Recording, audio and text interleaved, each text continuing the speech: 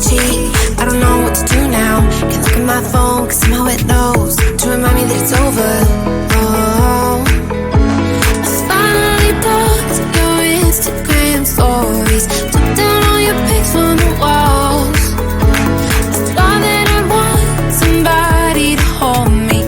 It's not like me to not move on.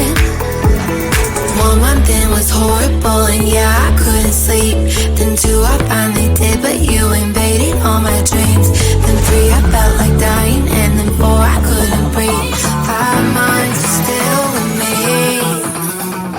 I still play all the songs in the car, and I still check my phone, think you're calling. I still sometimes pretend you're here when you're not.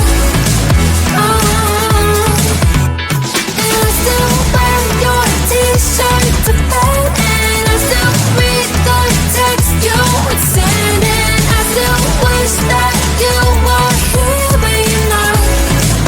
I wish you're gone. Thought it'd be a little clearer after some time, and I would see only me in the mirror, but you're still here looking at me. So when you said forever, was it a lie? What did you mean? Was the story really over? You know, in my book it was you and me.